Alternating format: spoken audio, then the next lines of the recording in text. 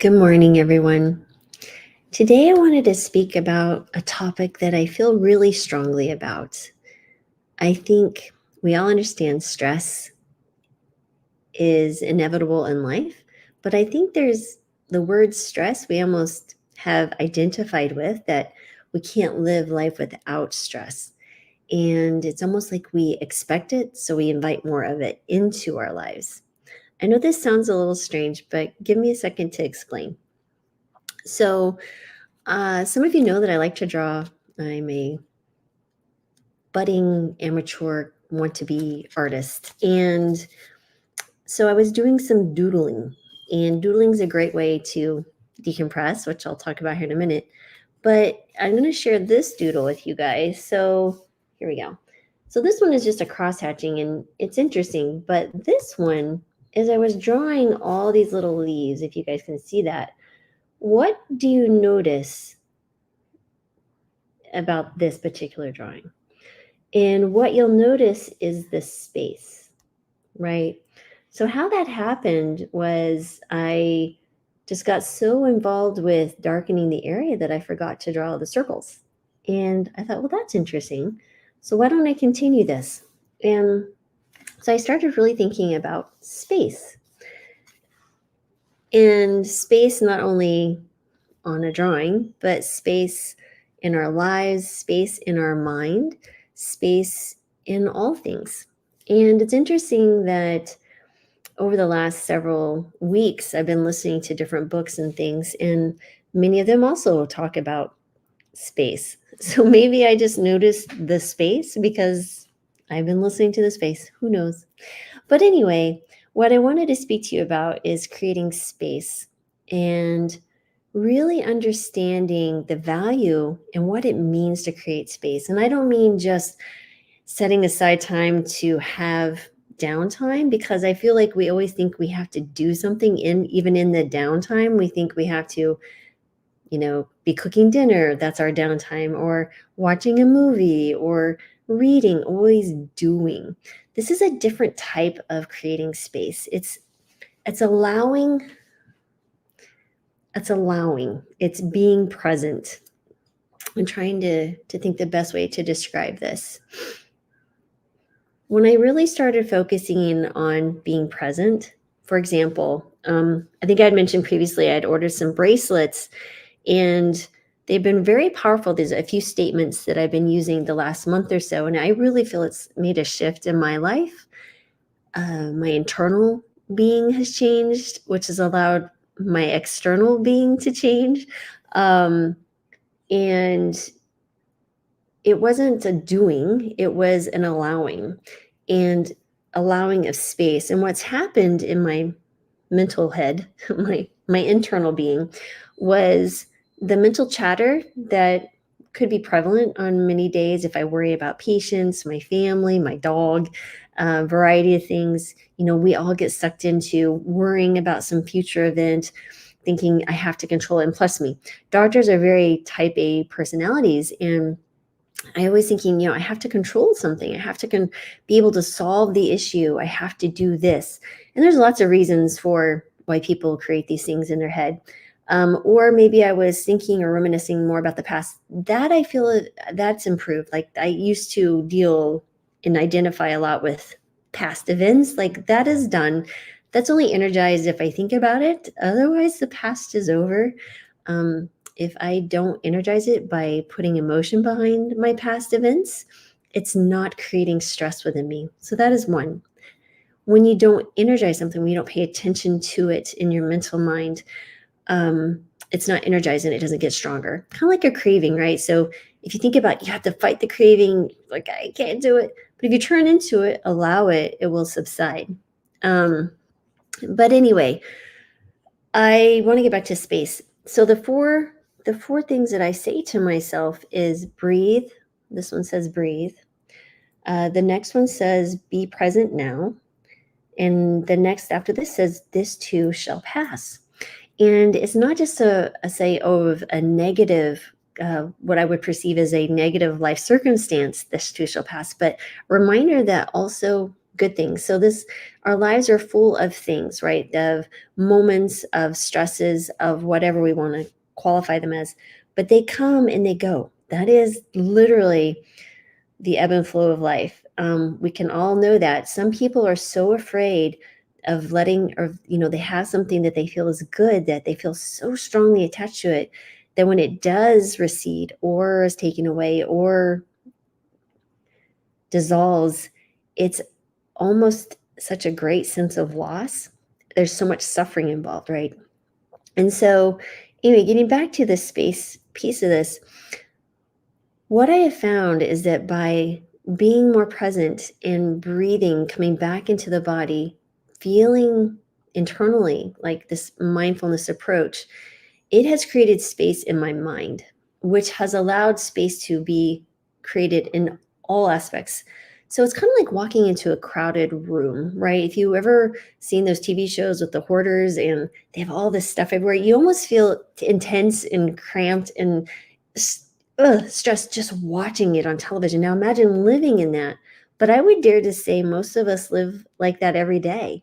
We have this mental clutter, these thoughts that just hang on. They want to be there. We've put them in our little house. If you think of our mind as a home or a house, it literally could be filled to the rafters full of these thoughts that we want to hang on to. One, either out of fear, or two, that we don't know anything different, right? It's comforting to know that's what we've always done. So we repeat these patterns.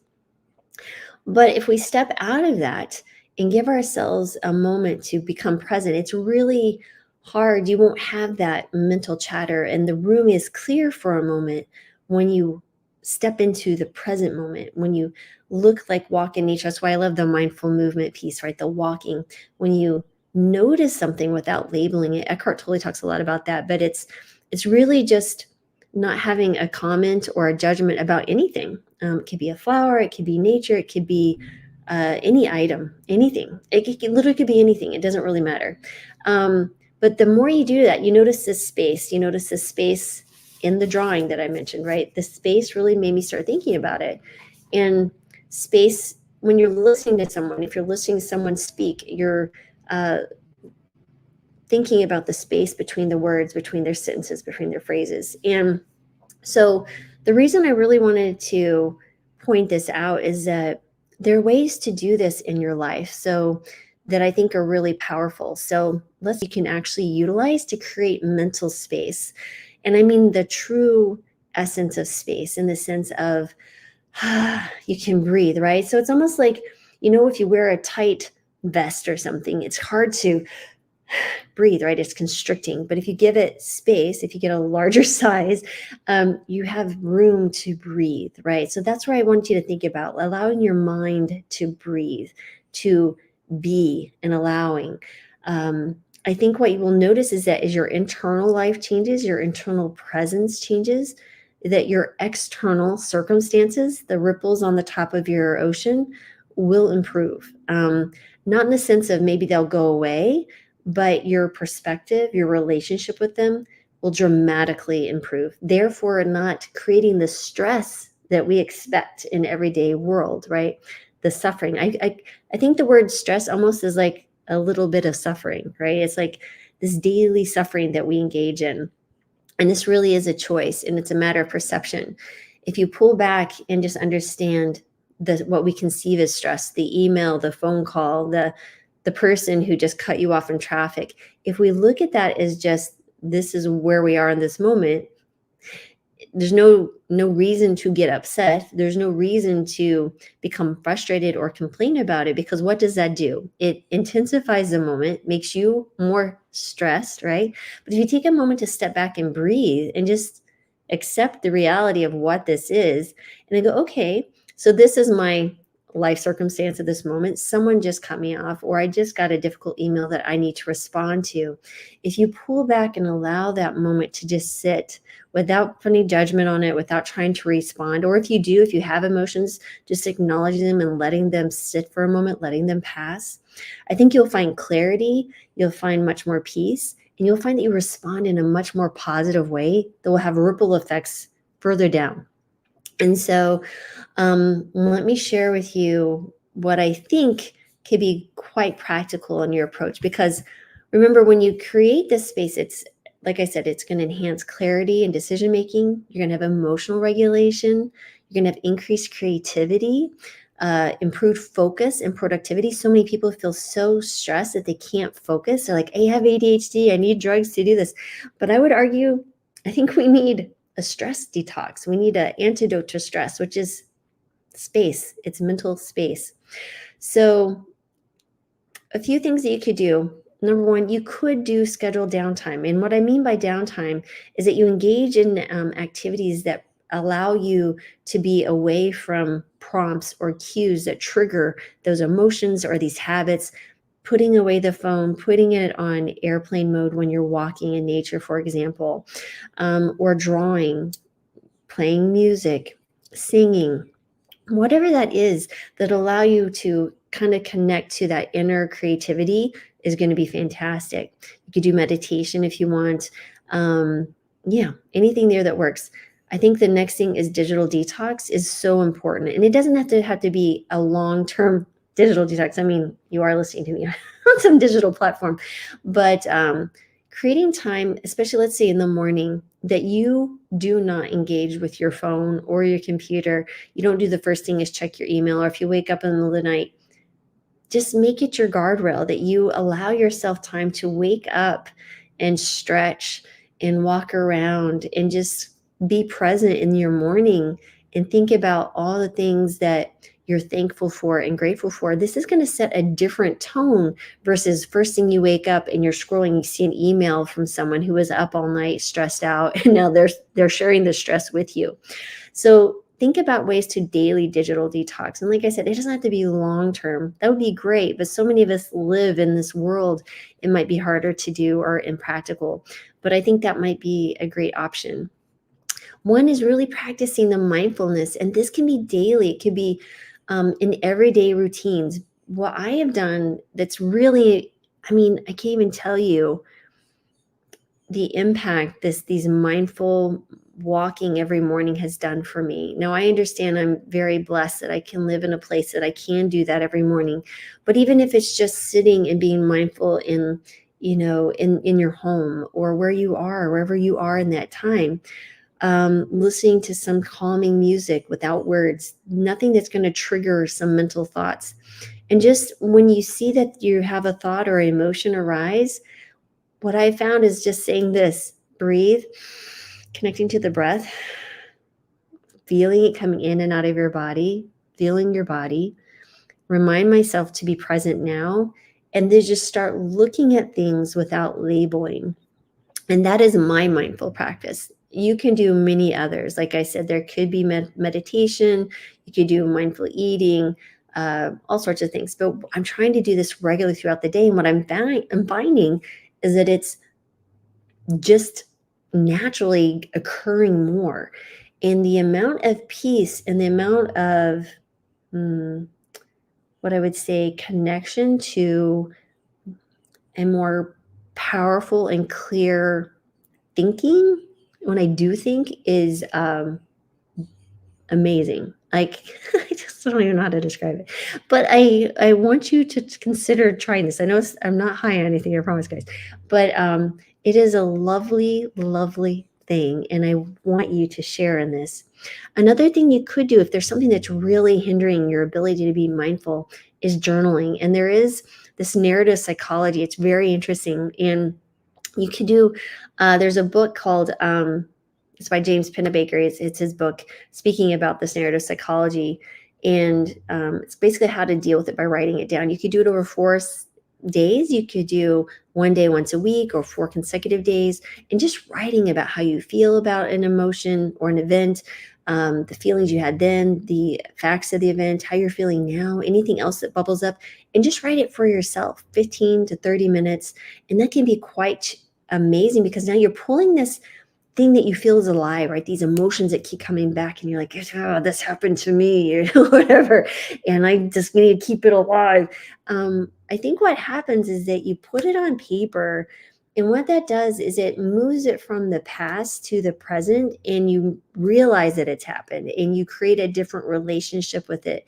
And it's like putting it to bed, so to speak. And it can be quite profound. And especially as you go over the 4 days, when you may find that you speak more positive, you're writing more positive tone about the experience. And it might allow you to, I wouldn't say necessarily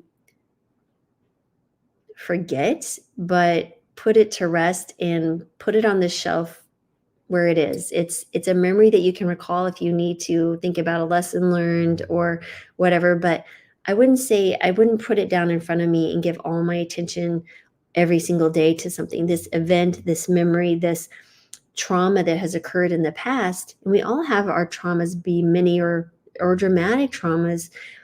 When the more we give attention to it in the sense of fueling it with our emotions, the bigger it gets, right? And the more often it wants to visit because it likes to be fed. And I mean, I've made some mention of my childhood past, and that took some time for me to understand that the more I thought about it, the more emotions I felt, the more I said I'm a victim of this or that. I don't need to go into the details, the stronger that it got, right? It's like, that is me. Like, actually, no, it's not. It's not any of us. It's a past event. And the people in those past events, they were acting out of their own unconsciousness, right? Their own dealings with stuff. And it's not my job to feed that event in my mind. And once I realized that, holy moly, I'm telling you, it's a freedom and peace of any circumstance that I've never experienced. And I know there are others who are feeling this and doing this.